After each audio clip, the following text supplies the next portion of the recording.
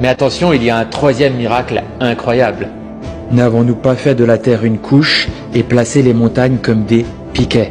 Donc d'après Allah, les montagnes stabilisent la terre. Bon, visiblement, Allah a oublié de suivre ses cours de géologie puisque c'est tout le contraire.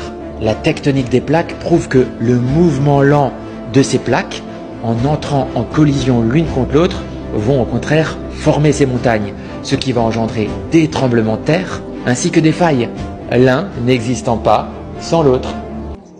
Ce verset ne vous dit pas que les montagnes stabilisent la terre, mais plutôt dans le sens que les montagnes contribuent à la stabilisation de la terre. C'est deux choses différentes.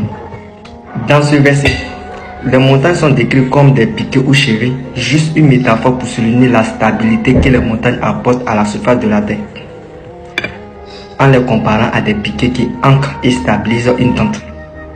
Et par la perspective géologique d'un point de vue scientifique, cette analogie trouve une certaine justification dans la tectonique des plaques, frère.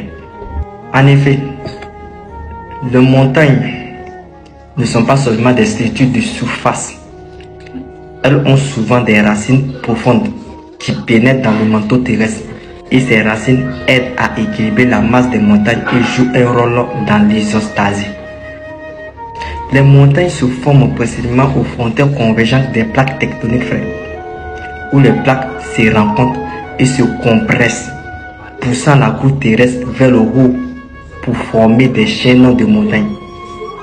Cette compression et l'enforcement de la croûte terrestre dans le manteau peuvent être vus comme une fonction stabilisatrice, similaire à des piquets enfoncés dans le sol.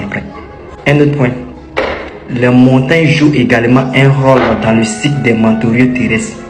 Et ce cycle contribue à la redistribution des matériaux et à la régulation de la croûte terrestre. En somme, la comparaison des montagnes à des piquets est une métaphore qui a des racines à la fois religieuses et géologiques, illustrant la manière dont les montagnes contribuent à la stabilité de la croûte terrestre.